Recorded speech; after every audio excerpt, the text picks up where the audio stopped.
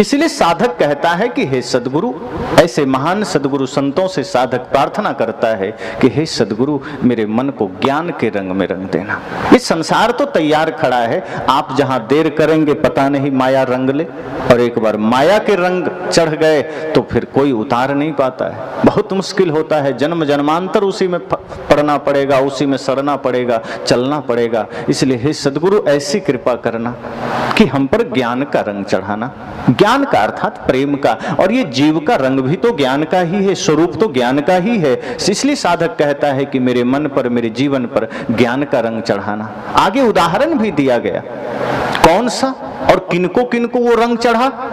जो शबरी पर रंग चढ़ा था, जिस रंग रंगी थी मीरा, सोचो माता शबरी पर भक्ति का रंग चढ़ा था, श्रद्धा का रंग चढ़ा था। साधक कहता है हे सदगुरु, ऐसी कृपा करना कि हमारे जीवन पर भी वो श्रद्धा, वो भक्ति का रंग चढ़ सके।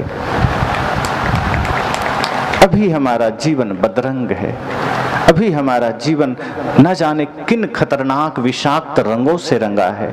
हम पीड़ा में हैं, दुख में हैं, दर्द में हैं, और उस दर्द से मुक्ति का मार्ग है कि हे सदगुरु, हमारे जीवन पर भक्ति का रंग चढ़ाना। तो जो शबरी पर रंग चढ़ा था, जिस रंग रंगी थी मीरा, मीरा प्रेम के रंग में रंगी थी, भक्ति के रंग में रंगी थी। उदाहरण ऐसा है कि आप उसमें डूब जाएं। मीराबाई के लिए कहा गया कि जब तक वो महलों में थी, जब तक घर में थी, सोना चांदी का खजाना पास में था, रेशमी वस्त्र थे, मखमली वस्त्र थे, दास दासियां थी, तब तक वो दरिद्रता में थी। उन्होंने कहा कि जब तक मेरे पास बाहर का धन है तब तक मैं निर्धन हूं। कितनी उल्टी बात है कि जब तक मेरे पास बाहर का धन है, बाहर की दौलत है, महलों में हूं, रेशमी वस्त्र है तन पर, सोने चांदी आभूषण है सामने, दास दासियां हैं, हाथी घोड़े हैं, तब तक मैं निर्धन हूं। लेकिन जैसे ही मीरा ने एक एक भौतिक वस्तुओं का त्याग किया और शरीर पर फकीरी धारण किया, तब उन्होंने कहा, पायो जी मैंने राम रतन धन पायो, वस्तु अमोलिक दी मेरे सतगुरु, कृपा करी अपनायो, पायो जी मैंने राम रतन धन पायो। जब सब कुछ था, घर परिवार संसार धन दौलत, तब कहा मैं निर्धन हूं, मेरे पास कुछ नहीं है। लेकिन जब बाहर का त्याग कर दिया, फकीरी धारण करके गलियों में आ गई, तब कहती हैं पायो जी मैंने, अब मैंने पा लिया, अब मुझे मिल गया। अब सदगुरु ने दे दिया वो ज्ञान, सदगुरु ने दे दिया, दे दी वो संपदा, सदगुरु ने दे दिया वो अमोल धन। और उस धन के बारे में कहा गया, खर्चे नहीं कोई चोर न लूटे, दिन दिन बढ़त सवायो। कहा वो धन गुरु ने दे दिया, वो धन सदगुरु ने दे दिया, वो ज्ञान का धन, वो प्रेम सत्य राम का धन दे दिया, जो अब कभी खर्च नहीं हो सकता, दिन दिन बढ़ते जाएगा। आप प्रेम जितना बांटिए वो विशाल होता जाएगा, ईमानदारी जितना बांटिए वो बढ़ती चली जाएगी, सत्य जितना बांटिए वो विराट होता चला जाएगा। लेकिन बाहर का धन आप बांटिए वो घटता चला जाएगा। जैसे आपके पास मान लीजिए 1 लाख रुपया है, आपने 1 रुपया किसी को दान कर दिया, तो 1 लाख में 1 रुपया तो घट गया ना, बढ़ेगा तो नहीं, क्योंकि वो रुपया अपने बाहर से कमाए हैं, बटोरे हैं, शरीर के लिए, शरीर की व्यवस्था के लिए, उसका काम शरीर के लिए है, उसका उपयोग शरीर के लिए है। धन का संबंध आत्मा से नहीं शरीर से है, और धन का अगर उपयोग हमने मात्र शरीर के लिए किया तब तो ठीक, उसको हम आत्मा के लिए समर्पित कर देते हैं और आत्मा को धन के लिए समर्पित कर देते हैं, तब समस्या खड़ी हो जाती है। और वहीं पर मीराबाई कहती हैं कि वो बाहर का धन मेरे पास बहुत था, लेकिन भीतर दुख था, भीतर पीड़ा थी, भीतर दरिद्रता थी, भीतर गरीबी थी। लेकिन जैसे ही मैंने उसकी इच्छाओं का त्याग किया, उसकी कामनाओं का त्याग किया, भीतर सदगुरु की कृपा से एक अलौकिक धन का पता मुझे चला, एक राम का नाम का धन का पता चला, ज्ञान का धन का पता चला, भक्ति का धन का पता चला। और वो धन ऐसा है कि खर्चे नहीं कोई चोर न लूटे। आप ऐसे भी देखिए कि जो वस्तुएं बाहर से लाई जाती हैं वो एक दिन मिट जाती है, छूट जाती है, अब टंकी का ही उदाहरण लीजिए, पानी का। आप टंकी में पानी भर दीजिए, चाहे वो 1000 लीटर की टंकी हो, चाहे 1 लाख लीटर की टंकी हो। अगर उसमें से 1 गिलास पानी निकाल लिए तो वो टंकी में 1 गिलास पानी कम हो गया। लेकिन आप कुआं से या बोर से 1 बाल्टी पानी निकाल लीजिए तो कम होगा क्या? क्योंकि बाहर से नहीं डाला गया है, उसके भीतर प्रकट हुआ है, और जो भीतर प्रकट होता है वो कभी घटता नहीं है, वो कभी खत्म नहीं होता। मीरा ने कहा कि संसार का धन अगर बाहर से बटोरोगे एक दिन छूट जाएगा, मिट जाएगा, आप उसके होते हुए गरीब रहोगे। लेकिन जिस दिन सदगुरु की कृपा से आप प्रेम का धन भीतर उद्घाटित कर लोगे, जो धन आपके हृदय में भीतर प्रकट हो जाएगा, वो धन आपको अमीर बना देगा, धनवान बना देगा, वही धन आपको महत्वपूर्ण बना देगा। इसलिए मैंने कहा कि आप बाहर जो कुछ भी करेंगे उसका संबंध भीतर से बिल्कुल भी नहीं है, उसका संबंध बाहर की व्यवस्थाओं से है। लेकिन मीराबाई कहती हैं कि मैंने जब तक बाहर दृष्टि रखी तब तक दुख था, जब तक बाहर दृष्टि रखी पीड़ा थी, लेकिन जैसे ही अंतर दृष्टि हुई और सदगुरु ने मुझे अपने से परिचय करा दिया, मैं कौन हूं ये जान लिया, उस धन का पता मुझे मिल गया, जिसे कि सदगुरु कबीर ने भी बीजक में कहा है, आत्म धन जेहि ठौर है बचन कबीर उपदेश। आत्म धन का पता जब हमें गुरु से मिल गया, अपना पता मुझे मिल गया, तब हम अमीर हो गए, धनवान हो गए। अब तक हम गरीब थे। एक शिष्य, बल्कि एक भक्त था, सेठ, अपने गुरु के पास गया, 1 झोला रुपया भर के, पूरा नोटों का बंडल था, और गुरु के पास ले जाके चरणों में रख दिया। कहा, गुरुजी मैं बड़ा गरीब आदमी हूँ, ये थोड़ा सा भेंट ले आया, मैं बड़ा गरीब आदमी हूँ। तो गुरुजी के बगल में उनके शिष्य खड़े थे, उन्होंने देखा कि ये रुपया बंडल पूरा भर के झोला में लाया है, ये आदमी कहता है मैं बड़ा गरीब आदमी, ये कैसी उल्टी बात कर रहा है, कोई गरीब आदमी झोला भर के रुपया देता है क्या?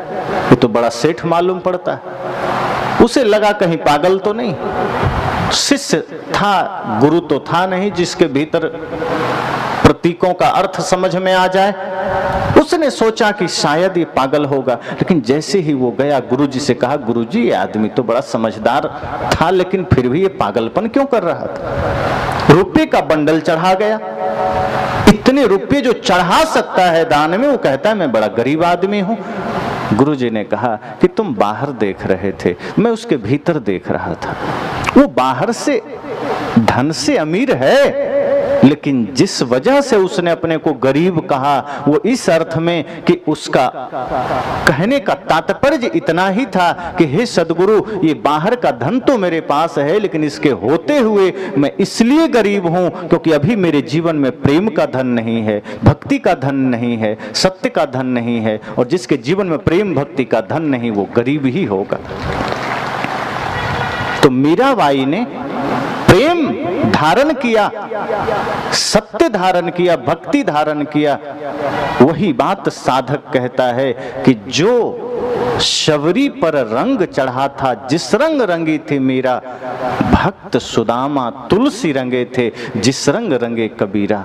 सबका नाम गिनाया कि कहीं ना कहीं सब प्रेम, श्रद्धा, भक्ति, ज्ञान के रंग में रंगे थे। सदगुरु कबीर सभी रंगों में रंगे थे। उनके जीवन में ज्ञान का भी रंग है, प्रेम का भी रंग है, सत्य का रंग है, भक्ति का रंग है, संपूर्ण रंग उनके जीवन में है।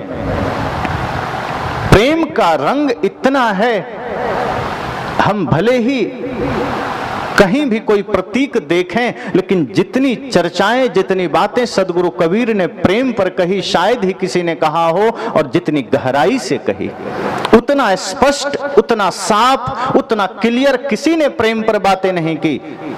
कल ही आपने सुना कि पोथी पढ़े पढ़े जगमुआ पंडित भयाना कोई। सदगुरु कबीर से किसी ने बात की कि पंडित कौन है? साहब जी सीधी बात करते थे। वे कहे कि तुम्हारे नजर में जो पोथी पढ़े, तुम्हारी नजर में जो पन्ने उल्टाए, शास्त्र पढ़े, वो पंडित है। और आज तथाकथित कुछ पुरोहित ये उत्तर भी देते हैं कि जो वेद पढ़ता है, जो शास्त्र पढ़ता है, जो जनेऊ धारण करता है, वो पंडित है। सदगुरु कबीर ने कहा ये सब छोटी मोटी बातें हैं, सच तो यह है कि 2.5 आखर प्रेम का पढ़े सो पंडित हो। जिसने प्रेम को जाना है, प्रेम को पढ़ा है, वही पंडित हो सकता है। ये बात सदगुरु कबीर ने कही। और सदगुरु कबीर ने यह भी कहा कि जब मैं था तब हरि नहीं, अब हरि है मैं नाय, प्रेम गलियती सांकरी जामे दो न समाए। ये कितनी बड़ी बात साहब ने चुटकी में कह दी। तो प्रेम पर भी, ज्ञान पर भी, भक्ति पर भी सदगुरु कबीर ने कहा। इसलिए साधक कहता है कि हे सदगुरु, मुझे ऐसे महापुरुषों के भांति अपने रंग में रंग लेना, अपने ज्ञान के रंग में रंग लेना, क्योंकि ये संसार बड़ा विचित्र है। थोड़ी सी असावधानी हुई कि माया अपने रंग में रंग लेगी और रंग ही रही है। हम थोड़ा सा सावधान होते हैं, दीक्षा भी ले लिए गुरु से, माला भी ले लिए, और थोड़ी असावधानी आई कि जीवन में माया का रंग चढ़ जाता है, क्रोध का, हिंसा का रंग चढ़ जाता है। कितने ऐसे लोग हैं जो गुरु से माला दीक्षा ले लिए फिर भी भाई से बंटवारा ले लेते हैं। कैसे? क्योंकि वो माया का रंग चढ़ा है। कितने ऐसे लोग हैं माला लिए हैं और तंबाकू भी रगड़ रहे हैं, क्यों? क्योंकि हम माया का रंग चढ़ा है, वो आदतों के हम गुलाम हो गए, नशा कर रहे हैं। कितने ऐसे लोग हैं हाथ में माला फेर रहे हैं और मुख से गाली दे रहे हैं। कितने ऐसे लोग हैं जो गुरु से नामदान ले लिए, गुरु का मंत्र प्राप्त कर लिए, सुबह उठे राम राम राम राम या जो भी गुरु ने मंत्र दिया कर रहा है, और जैसे ही पूजा संपन्न हुई, पूजा खत्म हुई, बाहर गया, बेटे को, भाई को, माँ को गाली दे के आ गया। अभी जिस मुख से राम राम कर रहा था उसी मुख से गाली आ गई। सोचो भीतर क्या है? जो भीतर है वही निकल गया, जो बनावटी था वो तो बाहर बाहर चल रहा था। असल में एक चीज और ध्यान देना कि जो स्वाभाविक आपके भीतर होगा, जो धन आपके भीतर होगा, जो संपदा आपने इकट्ठी की होगी, हर परिस्थिति में वही बाहर आएगा। बाकी जो सत्य या जो धर्म है, जो सद्गुण है, वो बड़ी मुश्किल से बाहर आएगा। जैसे किसी ने जैसे ही आपका अपमान किया, कभी आप सबने अनुभव किया होगा, किसी ने आपका अपमान कर दिया या किसी ने आपको गाली दे दी, उस वक्त स्वाभाविक आपके भीतर से क्या निकलता है? किसी ने गाली दे दी तो स्वाभाविक आपके भीतर से भी गाली ही निकलेगी, प्रेम नहीं निकलेगा। प्रेम के लिए सोचना पड़ता है, प्रेम के लिए मेहनत करनी पड़ती है, मीठा बोलने के लिए सोचना पड़ता है, सत्य बोलने के लिए सोचना पड़ता है, लेकिन झूठ बोलने के लिए, गाली देने के लिए, क्रोध करने के लिए आपको सोचना नहीं पड़ता। सामने से किसी ने गाली दी और भीतर से गाली निकल गई, फिर आप सोचते ओह मुझे नहीं देना था गाली, बेहोशी में थे, गाली निकल गई। आपने क्रोध किया, सामने वाले ने क्रोध किया, तुरंत बात बराबर हो गई, या सामने वाले ने क्रोध किया, आपने क्रोध किया। कई बार आप सोचते हैं मैं तो चाहता नहीं था क्रोध करना, पता नहीं कैसे हो गए। लोग कहते हैं मैं तो चाहता नहीं था गाली देना, मैं तो चाहता नहीं था बुरा बोलना, मैं तो चाहता नहीं था गुस्सा करना, पता नहीं कैसे हो गया। मतलब स्वाभाविक तो गाली ही निकली ना, स्वाभाविक तो प्रेम नहीं निकला। मतलब भीतर हमने क्या संजो के रखा है, भीतर हमारे हृदय में क्या इकट्ठा है, जो इकट्ठा है वही स्वाभाविक निकलेगा। और जो स्वाभाविक निकलेगा समझना कि अभी उसे मिटाना है। अगर वो गाली है तो, अगर वो बुरे विचार हैं तो, अगर वो गंदे विचार हैं उसे मिटाना है। और जिस दिन स्वाभाविक प्रेम निकलने लगे, समझ जाना धर्म, अध्यात्म, ध्यान सब उतर गया। भगवान बुद्ध रास्ते में चले जाते हैं, किसी ने गाली दे दी, जरा देखना उनके विचारों के माध्यम से एक इमेजिन आप करिए कि भगवान बुद्ध को किसी ने गाली दी, किसी ने बड़ा बुरा बर्ताव किया और उनके चेहरे पर थोड़ी सी भी सिकन नहीं आई, बदले में मीठे वचन निकले। इतना निर्मल उनका हृदय है, इतना पावन, इतना करुणा से भरा उनका चित्त है कि सामने से कोई गाली दे तो भी अब हलचल नहीं होता, कोई उद्वेग नहीं होता। वो जिस स्थिति में है, जिस भावना में है, वो उसी में है। सामने से चाहे कोई आलोचना का पत्थर मारे, चाहे कोई गाली का दे, चाहे कोई निंदा का दे, बुद्ध के भीतर से वही शांति के शब्द बाहर आते हैं। गाली देने वाला भी सिर झुका देता है कि सामने कौन आ गया। तो जो स्वाभाविक है वही तो बाहर निकला। हमारे भीतर क्या स्वाभाविक है? आपके बच्चे थोड़ा ज्यादा बदमाशी करने लगे, आप तुरंत गाली निकाल देते हैं। भाई ने तो कुछ कर दिया ऊंच नीच, तुरंत गाली निकल गई। पत्नी से कुछ बोल हो गई, तुरंत गाली निकल गई। पिताजी से कुछ हो गया, तुरंत हम क्रोध में आ गए। मतलब बाकी सत्य, अहिंसा, प्रेम, करुणा सिर्फ बाहर चादर की भांति हम रखे हुए हैं। ये भक्ति हमने सिर्फ पर्दे टांग रखे हैं ताकि बाहर से दिखे कि हाँ ये पर्दा बढ़िया है, सत्संग का पर्दा है, ध्यान का पर्दा है, भक्ति का पर्दा है। पर जैसे ही पर्दा हटा तो भीतर कचरा मौजूद था। संत कहते हैं कि जो भीतर स्वाभाविक है वही बाहर निकलता है जल्दी में। और यही तो समस्या है जीवन की कि हमने वही धन संजो के रखा है, कचड़े को। हमने नफरत को ही हृदय में रखा है, हमने घृणा को रखा है। इसलिए तो नफरत होती है। कोई सफल हो गया उससे नफरत हो गई, कोई आगे बढ़ रहा है हमें उससे घृणा हो गई।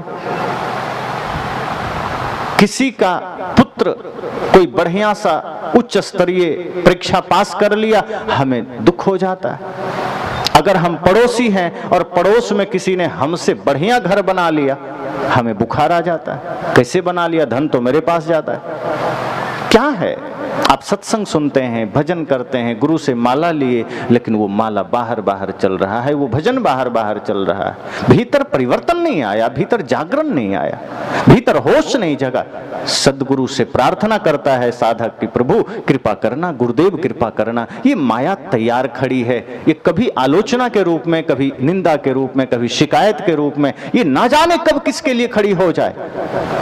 और ऐसा नहीं है कि आपका ये व्यवहार किसी दूसरे के लिए होता है, अपनों के लिए ही होता है। दूसरे से तो कभी कभी सामना होता है, ज्यादातर समय तो अपने परिवार में ही बीतता है। ज्यादातर विवाद तो परिवार में ही होते हैं। और आज भारत की स्थिति यह है कि आप कोर्ट में जाएं, न्यायालय में जाएं तो ज्यादातर मामले परिवार के ही होते हैं, भाई भाई के ही होते हैं। वहाँ बहुत भयंकर मामले दूर दूर के कम होते हैं। ये पड़ोसी के मामले, जमीन के झगड़े, भाई भाई के झगड़े, गाली गलौज के झगड़े, इसी वजह से वहाँ डायरियाँ भरी पड़ी है और हम उसी में जीवन जी रहे हैं। इसी से हमारा जीवन, हमारा मन, हमारा आचरण सब रंगा हुआ है, हमारा विचार रंगा हुआ है।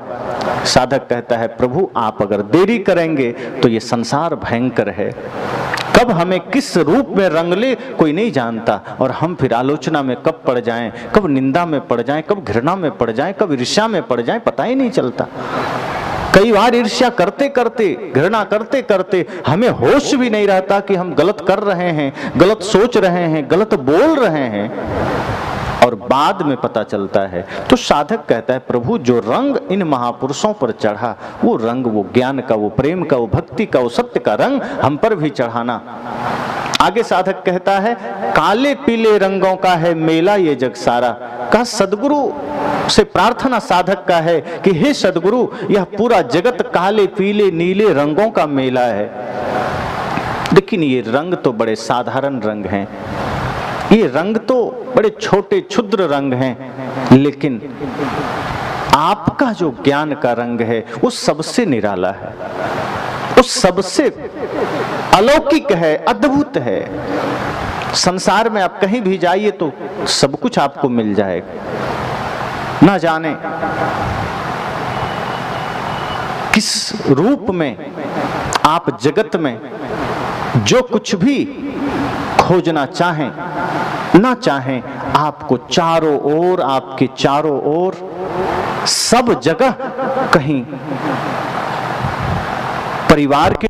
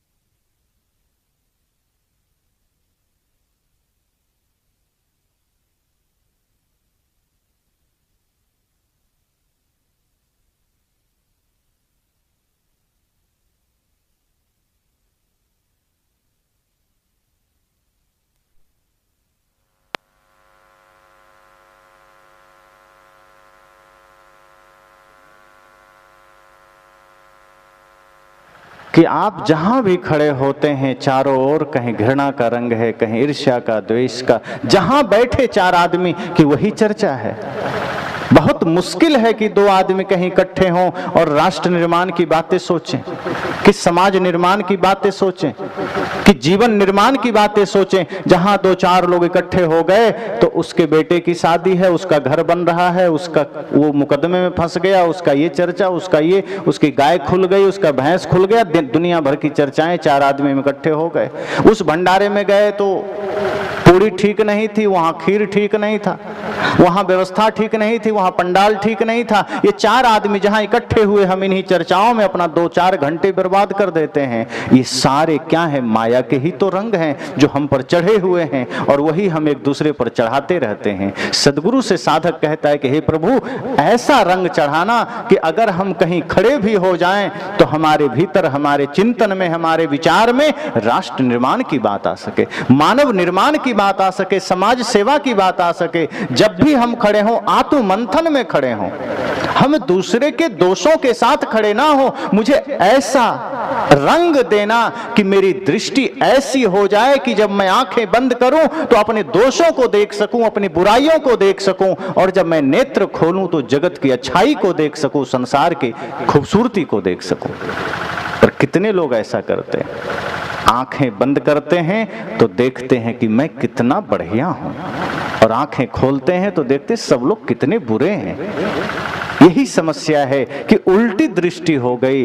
अपने दोषों को देखने के बजाय हमने संसार को देखना चाहा, संसार के दोषों को देखना चाहा, और कोई उपाय नहीं है कि आप दूसरों के दोषों को मिटा सकें। एक ही उपाय था कि हम अपने दोषों को मिटा पाते, अपने भीतर की बुराइयों को देख पाते, अपने भीतर के अहंकार को देख पाते, अपने भीतर के समस्त कचड़े को साफ कर पाते। तो साधक ने कहा कि संसार तो न जाने कितने रंगों से रंगा है, न जाने कितने रंग हैं संसार में। ये बाहर के रंग की बात नहीं, ये काम, क्रोध, लोभ, मोह, अहंकार, छल, ईर्ष्या, द्वेष, तमाम रंग हैं, और ये समस्त सृष्टि के लोग उसी रंग में रंगे हैं। हे सदगुरु, मुझे वो रंग नहीं चाहिए। ये रंग हमें जन्म जन्मांतर तक दुख दिए हैं, ये क्रोध के रंग हमें कितनी पीड़ा दिए हैं। आप खुद सोचिए, अगर किसी के अंदर क्रोध की प्रधानता है, कई लोग कहते हैं कि गुरुजी छोटी छोटी बात में हम चिड़चिड़ा जाते हैं, चाहते तो नहीं है क्रोध करना लेकिन आ जाता है। बच्चे थोड़ा गलती करें, क्रोध आ जाता है। कोई मेरी बात नहीं सुना, क्रोध आ जाता है। पत्नी ने बात नहीं सुना, क्रोध आ जाता है। ये क्रोध बड़ा भयंकर है। कैसे, क्या करें? संत जन कहते हैं उसके लिए चिंतन करो, मंथन करो कि किस पर क्रोध करना और क्यों करना। जो आपको भी जलाए, जो आपको भी प्रताड़ित करे, और जिस वजह से दूसरे भी जलें, वो क्रोध रूपी जहर को, विष को क्यों रखना अपने पास। एक आदमी ने कहा, चाहते तो हैं, छूटता नहीं है। क्रोध छोड़ना चाहते हैं, माया छोड़ना चाहते हैं, छल छोड़ना चाहते हैं, छूटता नहीं है। संत ने कहा, तुम उसे क्रोध समझोगे तब तो। क्रोध को तुम जहर मानते ही नहीं, क्रोध को अपना मित्र मानते हो, अहंकार को अपना परिवार मानते हो, तो कैसे छूटेगा? कहा नहीं नहीं, ऐसा नहीं है, मैं तो चाहता हूं क्रोध छूटे। संत ने कहा, अगर जिस दिन तुम क्रोध को विष समझ लोगे, अपना दुश्मन समझ लोगे, उसी क्षण क्रोध छूट जाएगा। अब जैसे आप आंगन में बैठे हो और अचानक छप्पर से आपके गोद में कोई जहरीला सांप गिर जाए, तब आप किससे पूछेंगे सांप को रखें या फेंक दें? पूछेंगे किसी से? तुरंत फेंक देंगे झटके के साथ, कि पूछने जाएंगे कि पहले पूछें सरपंच साहब से कि सांप गोद में गिरा है, फेंकें कि नहीं? कितने लोग पूछने को राजी हैं? आप एक बार में झटका देके बचना चाहेंगे कि सांप है, पता नहीं काट लेगा। जिस दिन क्रोध को सांप समझ लेंगे, किसी से पूछने भी नहीं जाएंगे। जिस दिन लोभ को आपने जहर समझ लिया, विष समझ लिया, जिस दिन लगेगा कि ये काम, क्रोध, लोभ, मोह सांप की भांति है, मुझे डस लेंगे और मेरी आध्यात्मिक हत्या कर देंगे, उस दिन आप उसे खुद फेंक देंगे, पूछने भी नहीं जाएंगे।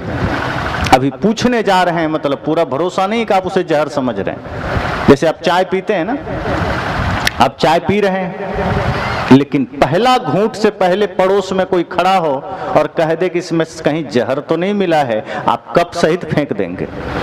हालांकि वो ऑलरेडी पहले से जहर है, लेकिन आप पी रहे हैं। लेकिन कोई कह दे कि इसमें वास्तव में वो जहर है जो क्षण भर में प्राण ले सकता है, कितना भी कीमती चाय हो, पैसे देकर आपने लिया है, आप कप सहित फेंक देंगे। मतलब क्या कि जब पता ही चल गया कि वो जहर है तो कौन पिएगा भाई। सदगुरु कहते हैं कि आप क्रोध भी छोड़ सकते हो, अहंकार भी छोड़ सकते हो, पता तो आपको हो कि ये सच में विष है, अभी तो आप परिवार मानकर जी रहे हैं। श्री कृष्ण ने अर्जुन से यही तो कहा था कि ये दुर्योधन, ये कर्ण, ये जितने भी कौरव की सेना है, दुशासन, धृतराष्ट्र, ये सब तुम्हारा दुश्मन है। तुम इसे परिवार मान रहे हो, ये तुम्हारा दुश्मन है। और कोई बाहर का दुशासन नहीं था, वहां कोई बाहर का दुर्योधन भी नहीं था। श्री कृष्ण ने कहा कि तुम्हारे भीतर जो ये अहंकार का दुर्योधन है, तुम इसे अपना परिवार न समझना। तुम्हारे भीतर जो दुराचार का दुशासन है, इसे अपना परिवार न समझना। तुम्हारे भीतर जो वासना का धृतराष्ट्र है, उसे अपना परिवार न समझना। तुम्हारे भीतर जो कुंठा का कर्ण है, उसे अपना परिवार न समझना। ये तुम परिवार समझ करके इससे तुम साठगांठ कर रखे हो, और ये क्रोध, ये अहंकार, ये दुराचार, ये कुंठा तुम्हें कुंठित करते चली जा रही है, तुम्हें पीड़ित करते चली जा रही है। इसलिए अर्जुन, जाग जाओ, ये काम, क्रोध, लोभ, मोह की सेना है, और इस पर जब तक तुम ज्ञान का अस्त्र उठा करके इसका संहार नहीं कर देते, तब तक भीतर शांति जागृत नहीं हो सकती। इसलिए अगर शांति रूपी द्रौपदी को सम्मानित करना है अपने हृदय में, तो ये अहंकार की सेना जो है खड़ी, इसे मिटाना पड़ेगा। इसी तरह संत कहते हैं, जिस दिन आप अपने विकारों को अपना जहर, अपना शत्रु समझ लेंगे, उस दिन उसे मिटा देंगे। अभी हम उसे परिवार समझते हैं कि मेरा ही है। अहंकार को हम पोषित करते हैं, अपनी कामनाओं को हम पोषित करते हैं, वो छूटेगा कैसे? छोड़ना है तो पहले विरक्ति भाव तो चाहिए, वैराग्य भाव तो चाहिए, उसमें दोष दर्शन तो चाहिए। और दोष है इसलिए दोष दर्शन करना है, झूठे नहीं करना। क्रोध सच में बुरा है। तो साधक कहता है, हे सदगुरु, इस संसार में बड़ा विचित्र रंग है, अगर आप कृपा नहीं किए तो ये भयंकर जितने भी पाप के रंग हैं वो हमें दबोच लेंगे, पर मुझे उस रंग में नहीं रंगना। हम जन्म जन्मांतर से न जाने कितने भयंकर रंगों में रंगते आए। आज ये कोई पहला जन्म थोड़े है, न जाने अनादि काल से इस धरती पर हम कितने रंग में रंग रहे हैं, कितने जन्म में आकर के किन किन रंगों में रंग रहे हैं, और आज भी उसी काम के रंग में, उसी छल के रंग में, उसी क्रोध के रंग में। तो मनुष्य जीवन पाने का सार्थकता क्या हुई, महत्व क्या हुआ? फिर तो गोस्वामी जी की बात झूठ हो गई, साधन धाम मोक्ष कर द्वारा। वे कहते हैं मनुष्य जीवन साधन धाम है, किसका? मोक्ष का। मोक्ष तक जाना है, सत्य के शिखर पर जाना है, मुक्ति पाना है। फिर तो ये शरीर को हमने वही छल में लगा दिया, क्रोध में लगा दिया, तो ये साधन धाम कैसे बनेगा? मोक्ष का द्वार कैसे बनेगा? ये शरीर हमारा मोक्ष का द्वार है, अगर इसे हमने नरक का द्वार बना दिया तो फिर जन्म जन्मांतर तक भटकते रहेंगे। अवसर बहुत भलो मेरे भाई, सदगुरु कबीर ने कहा है, बहुत भला अवसर मिला। इसलिए हमें बेहोश नहीं होना है, होश में रहना है। और जो व्यक्ति होश में जिएगा वो समझ जाएगा कि इसी जन्म में हमें ज्ञान के रंग में रंगना है, प्रेम के रंग में रंगना है। साधक अंत में कहता है, हम क्या जाने भक्ति रंग में मन कैसे रंग पाएं। हे सदगुरु, मैं नहीं जानता कि मन को कैसे रंगे, भक्ति के रंग में, ज्ञान के रंग में, प्रेम के रंग में, क्योंकि हमारे तो चारों ओर माया खड़ी है। थोड़ा सा भी हिलडुल करते हैं, माया दबोच लेती। और माया का कोई एक रूप थोड़े है। और हम किसे माया कहेंगे? धन को, सिर्फ पद को, घर को, मकान को नहीं। गो गोचर लग जहमन जाई, सो सब माया जाने ओ भाई। अपने से भिन्न जो कुछ भी इस धरा पर है, जो आपके कर्मेंद्रियां और ज्ञानेंद्रियों के स्पर्श या अनुभव में आ रहा है, वो सब माया है। आंखों से जो कुछ भी देख सकते हैं वो सब माया है, कान से जो कुछ भी सुन सकते हैं वो सब माया है, नाक से जिसका भी गंध आप ले सकते हैं वो सब माया है, मुख से जो भी चखते हैं, जो शब्द बोलते हैं, सब माया है। इन सभी चीजों से साधक कहता है, हे सदगुरु मैं बड़ा कमजोर हूं, ये बड़ा प्रबल है माया, इससे मुक्त होना है। क्योंकि माया के गिरफ्त में हम हैं, और माया जब हमें अपने गिरफ्त में ले ली, अर्थात माया मन को गिरफ्त में करती है, आत्मा को नहीं। आत्मा तो मन का दास है ही बना हुआ पहले से। तो माया है चालाक, वो जानती है कि हमें आत्मा से कुछ बात करने की जरूरत नहीं है। आत्मा का मैनेजर है मन, और अभी वर्तमान में मैनेजर मालिक बना हुआ है, मालिक को ही अपने अधीन कर लेना है, आत्मा ऐसे ही दौड़ती रहेगी। तो माया है चालाक, हमारे ही मैनेजर को अपना शक्ति दे करके और हमारी ही शक्ति हमारे खिलाफ करके आत्मा को परेशान करती है माया।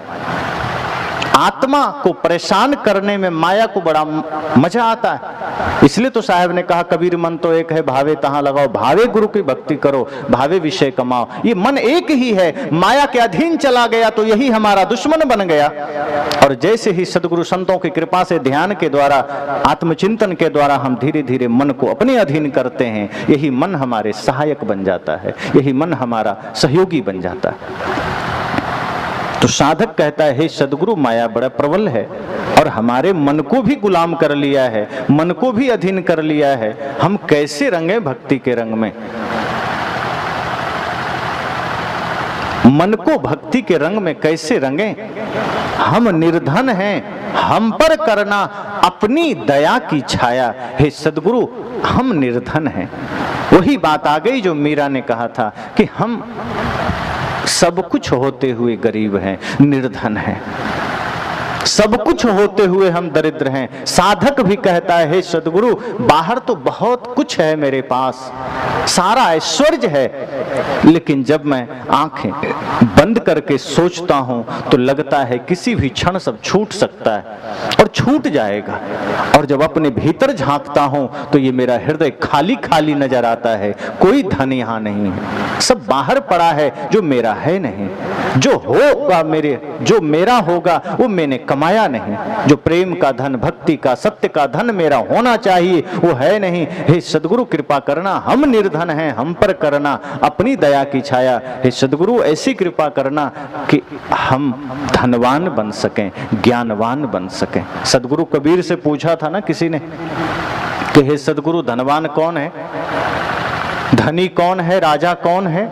अभी कोई पूछ दे कि इस पूरी दुनिया में सबसे ज्यादा धनी कौन है, तो अधिकांश लोग कहेंगे एलन मस्क, टेस्ला का मालिक, स्टारलिंक का मालिक, वही सबसे धनी है। और भारत में तो अंबानी का नाम आ जाएगा, टाटा बिरला का नाम आ जाएगा, अडानी का नाम आ जाएगा। पर सदगुरु कबीर से पूछा था, तो सदगुरु कबीर से जब किसी ने पूछा तो सदगुरु कबीर किसी सेठ का नाम नहीं लेते हैं, किसी राजा का नाम नहीं लेते हैं, बल्कि लोगों ने कहा भी कि हे सदगुरु मेरे नजर में तो कोई राजा है, बड़ा धनी आदमी, ये बहुत सारे सेठ नगर में हैं, बड़े धनी आदमी हैं। साहब ने कहा जिन्हें तुम धनी कहते हो वो धरती का सबसे नंबर 1 भिखारी होगा। लोगों ने कहा कैसे, कहा देखना कभी उन्हें मंदिर में। मंदिर जब जाते हैं बड़े बड़े धनपति सेठ तो मंदिर में जाकर के भगवान से कहते हैं प्रभु कृपा करना एक फैक्ट्री और लग जाए। अब जो मांग रहा है उसे तुम धनवान कहते हो। मांगने वाला कभी धनपति नहीं होता, वो भिखारी होता है। देने वाला धनपति होता है, जिसने देना जाना है। और तुम उन्हें धनपति कह रहे हो जो क्षण क्षण मांग रहा है। अब तुमसे नहीं मांगता, मंदिर में भगवान से मांगता है, हे हनुमान जी कृपा करना, हे राम जी कृपा करना, हे शिव जी कृपा करना, और धन बढ़ जाए, और नंबर 1 हो जाऊं, और संपदा बढ़ जाए। साहब कहते हैं वो नंबर 1 का भिखारी है। और जिसे तुम भिखारी कहते हो वास्तव में भिखारी है ही नहीं। अब बेचारा मंदिर के बाहर बैठ के कोई 2-4 रुपया मांग रहा है, हम उसे भिखारी कह देते हैं। वो भिखारी थोड़े, वो लाचार है, असहाय है, पेट भरने के लिए मांग रहा है। सदगुरु कहते हैं जो पेट भरने के लिए मांगे वो भिखारी नहीं, जो पेटी भरने के लिए मांगे वो भिखारी है। तो वो भिखारी है। सदगुरु कबीर कहते हैं कि मैं उसे धनवान कहता हूं, किसे, चाह गई चिंता मिटी मनुआ बेपरवाह, जिनको कुछ नहीं चाहिए वो ही साहंसा। साहब ने कहा जिसकी चाह मिट गई, मांग मिट गई, चिंता मिट गई, मन निश्चिंत हो गया, और जिसको कुछ भी नहीं चाहिए वही शाहंशाह है, वही सम्राट है। तो जो लोग गए थे उन्होंने कहा हम तो फिर गरीब आदमी है, कुछ दे ही नहीं सकते। आप कहते हैं जो देना जानता है वो सम्राट है, तो हम क्या दे सकते हैं? साहब ने कहा फिर तुम्हारी दृष्टि बाहर की है। अरे मैंने धन को ही देना है, कब कहा कि धन ही देना है? मैंने तो सिर्फ इतना कहा देना है, अब तुमने धन से अर्थ निकाल लिया। ठीक है, आपके पास धन का साधन है, धन की व्यवस्था है, धन से भी सेवा करो, लेकिन श्रेष्ठ सेवा सिर्फ धन का देना नहीं है। कहा तो फिर? कहा तुम किसी को मीठे वचन भी तो दे सकते हो, तुम प्रेम भी तो दे सकते हो, तुम ईमानदारी भी तो दे सकते हो, सत्य वचन भी तो दे सकते हो। कहा तो इसे देने में कौन सा पैसा लगता है? ये तो दे दो। और जो प्रेम देना जान गया वो हो गया धनवान, हो गया दाता। साहब ने कहा इसलिए साधन 3 हैं, तन है, मन है, वचन है। अब इससे तुम किस तरह सेवा करते हो समाज का, वो तुम पर निर्भर है। क्योंकि धन से तो अक्सर हम कर देते हैं, थोड़ा थोड़ा तन से भी कर देते हैं। तन से कर दिए, धन से कर दिए, पर मन से, वचन से हम उससे नहीं कर पाते। उससे हम झुंझला जाते हैं, चिड़चिड़ा जाते हैं। अब कहीं ऑर्केस्ट्रा का कार्यक्रम हो, नाच नौटंकी का कार्यक्रम हो, और कोई आपसे चंदा ना मांगे तो खुद खुजली होती है, हमसे नहीं लिया। अरे 5,000 हमसे ही ले लो, 10,000 ले लो, बढ़िया कराओ, अच्छा लाना नाचने वाले को। लेकिन कहीं सत्संग करने वाले पहुंच गए द्वार पर तो बुखार चढ़ जाता है कि पता नहीं कितना देना पड़ेगा। अब चुपके से किसी को भेजेंगे कि जाओ 500-100 रुपये लिखा दो, हो गया। तो जब सत्य के लिए देना हो, धर्म के लिए देना हो, पुण्य प्रताप के लिए देना हो, तो हमारा मन कहता है देने को नहीं। लेकिन जहां नरक मचाना है, जहां गंदगी मचाना है, तो मन आगे आगे कूदता है कि नहीं 5,000 में भी नहीं बनेगा, घटेगा तो और ले जाना। तो यही तो मन का खेल है, यही तो समस्या है। सदगुरु कहते हैं इसी से बचना है और मन को निर्मल करना। तो मन से भी देना होगा, वचन से भी देना होगा, तन से भी देना होगा। अगर धन साधन है, बल आपके पास है, तन से आप बल भी दे सकते हैं, धन भी दे सकते हैं। और एक बात सदैव ध्यान रखिए कि आपके पास अगर धन है तो धन को भी धर्म का साधन बनाना, बल है तो बल को भी धर्म का साधन बनाना। ऐसा नहीं कि धन आपका धर्म का कारण बन जाए, ऐसा नहीं कि बल किसी असहाय के सताने के काम आ जाए, कि वचन किसी को परेशान करने के काम आ जाए। तो इसलिए सद्गुरु संतों की नजर में जब हमारा जीवन प्रेम के रंग से रंग जाए, हमारा मन ज्ञान के रंग से रंग जाए, तो इससे श्रेष्ठ कोई होली है ही नहीं।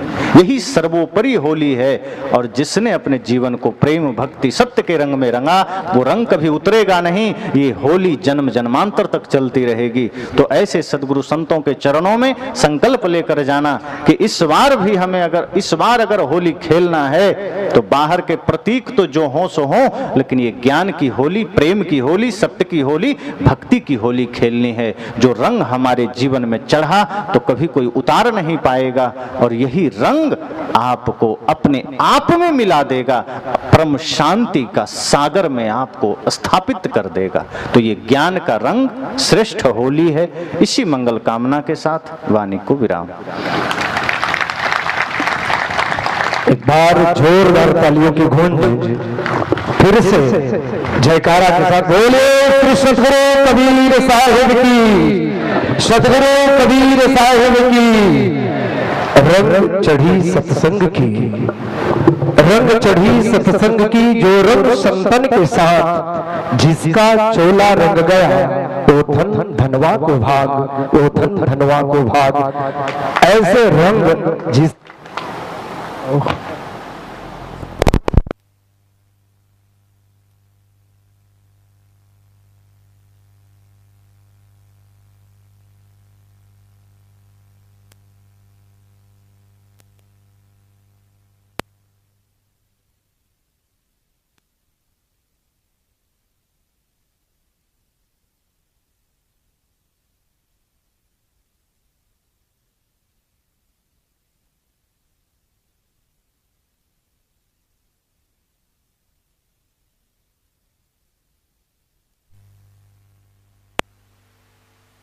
Hello hello